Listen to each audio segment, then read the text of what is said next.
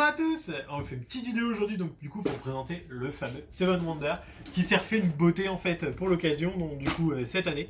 Seven Wonders en fait qui est un jeu familial en fait qui est assimile le concept de draft en fait qui va vous faire en fait revivre la construction de votre civilisation autour de votre merveille en fait Wonders merveille en anglais. Pourquoi Seven Wonders? Parce que déjà c'est un jeu 3 à 7 joueurs donc du coup qui permet de jouer jusqu'à 7, ce qui est vraiment une qualité pour ce jeu je trouve. 7 merveilles avec donc du coup une phase de draft, on va drafter 7 cartes sur 3 airs. Donc du coup en fait on va distribuer les cartes en fait à chaque joueur et ces cartes en fait vont avoir en fait chacun des petites particularités. Donc du coup hop, par rapport au type vous allez avoir les cartes il manque encore les bleus si je dis pas de bêtises. Hop, je vais regarder ici. Voilà. Tac, vous allez avoir les cartes en fait d'artisanat qui vont vous permettre en fait de produire une ressource en fait au choix parmi les deux à votre tour de jeu et qui vont avoir à chaque fois enfin souvent un coût. Les cartes de ressources secondaires donc du coup qui sont représentées par un bord gris, les cartes commerciales qui vont soit vous rapporter comme celle-là un bonus tout de suite 5 pièces, soit des petits bonus tout au cours de la partie. Les cartes scientifiques qui sont les cartes vertes avec des petits symboles, les cartes rouges qui sont les cartes militaires qui vont vous permettre de vous développer en fait de façon à agresser les autres joueurs, à faire la guerre, et les cartes bleues qui vous permettent en fait de récupérer généralement tout de suite des points de victoire en fait, qui sont des améliorations directement pour votre cité, comme par exemple là les bains. Donc du coup sur mes 7 cartes que je vais avoir en main, je vais en choisir une en fait à mon tour de jeu. 5, 6 et 7 que je vais positionner en fait devant moi. Donc si j'ai en fait choisi de construire une carte, il faut toujours que je sois capable d'en payer le coût. De base en fait ma merveille va me permettre en fait de produire une ressource. Comme là, je vais pouvoir produire du métal.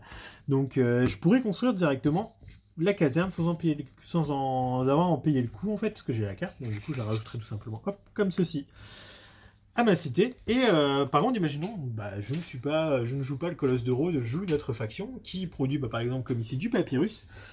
Comme le papyrus, c'est mon voisin, on le démarre tous en fait avec 3 pièces, il va pouvoir me payer 2 pièces pour pouvoir m'acheter du métal à son tour de jeu. Et donc du coup, il aurait pu, lui, s'il avait eu mes cartes, construire aussi la petite caserne, mais moyennant contribution. Donc du coup, c'est vraiment un jeu où il faut faire attention en fait déjà à ce qu'on fait, mais aussi à ce que font nos voisins, donc voisins de gauche et voisins de droite, parce qu'à chaque fois, les ressources en fait qu'ils vont pouvoir produire, je vais pouvoir les acheter. Et donc du coup, ce qui est assez intéressant. Les cartes forcément du premier tiers sont beaucoup moins puissantes que les cartes des tiers suivants, mais il faut quand même les prendre, et puis c'est un bon moyen de se développer économiquement. Donc imaginons moi au début, hop, je choisis de payer une pièce et puis j'achète cette carte-là. Je fais ensuite, donc du coup le concept de draft, prends les 6 cartes qui me restent, les passer à mon voisin de gauche et je vais récupérer les 6 cartes qui vont rester de mon voisin de gauche, et je vais passer à droite. Voilà, je vais y arriver.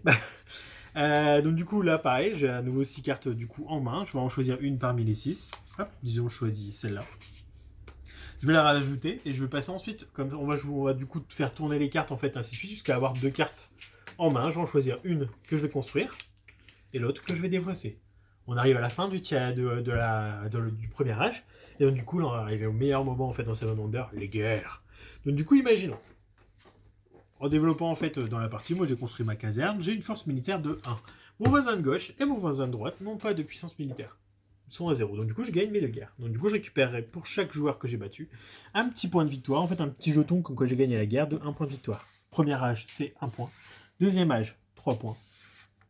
Troisième âge, ça va être 5 points. Donc plus vous allez avancer dans le jeu, plus ça va être pénalisant en fait, bien pour vous en fait de gagner les guerres. Par contre, la pénalité si vous perdez une guerre, c'est toujours un point de victoire. Une fois qu'on a fini tout ça, on reprend une phase de draft en fait classique. Chaque joueur va recevoir 7 cartes. On va redrafter les cartes. Hop, j'en choisis une sur les 7. Hop, je la construis. Je paye les ressources qu'il faut à mes voisins si je leur emprunte des ressources. Et ça passe au joueur suivant. Donc du coup, on joue tous en même temps. Je vais y arriver.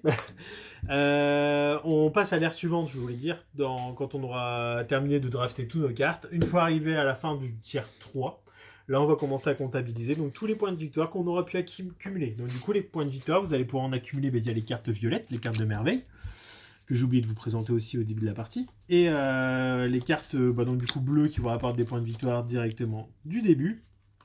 les jetons de guerre que vous aurez collectionnés et surtout les symboles scientifiques. Les symboles scientifiques, si vous arrivez à tous les avoir, ça va vous rapporter des points. Et vous allez aussi avoir des points en fonction du nombre de symboles que vous allez avoir. Donc du coup, c'est vraiment aussi un axe. Ça peut être bien de le faire, mais par contre, c'est un jeu où il va falloir vraiment définir votre stratégie en fait en fonction des cartes que vous allez avoir en main. Parce que bah, des fois, vous allez pouvoir jouer plus militaire, des fois plus scientifique, des fois plus développer l'économie et aussi votre merveille. Parce qu'à n'importe quel moment, en fait, vous pouvez prendre une des cartes que vous avez en main, décider de ne pas la construire. Par contre, vous la mettez en dessous et vous payez le coup et vous développez votre merveille. Ça peut valoir jusqu'à 10 points de victoire, et notamment aussi 2 points de force militaire pour le Colosse de Rhodes, ce qui est assez sympathique. Voilà, du coup c'était Seven Wonders, un jeu qu'on vous conseille vachement, donc du coup qui est 3 à 7 joueurs. À la base c'était une version en fait qui était conçue 2 à 7 joueurs, là ils l'ont revu, ils l'ont bien passé à 3. Parce qu'en fait maintenant, et depuis même un petit moment maintenant, il y a le Seven Wonders version duel qui est beaucoup plus en fait conçu pour jouer à deux, beaucoup plus interactif avec un pion en fait de guerre que vous avez déplacé entre les joueurs, donc la victoire militaire même est possible dans celui-là.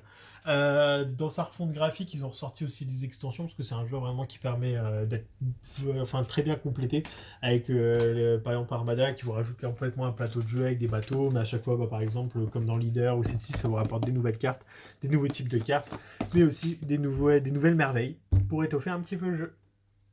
Un jeu qui du coup aussi 10 ans et plus parce que bah forcément il faut savoir mettre un peu une stratégie en place et c'est vrai que bah comme ça il peut être assez c'est un basique un jeu de société mais qui peut paraître un peu plus compliqué au premier abord et donc du coup comme je l'ai dit 3 à 7 joueurs ce qui en fait vraiment sa force parce que quand on cherche un jeu où il y a un peu de contenu on peut un peu se taquiner entre joueurs mais à beaucoup c'est un peu compliqué et lui il le remplit très bien. Voilà, bonne journée à vous.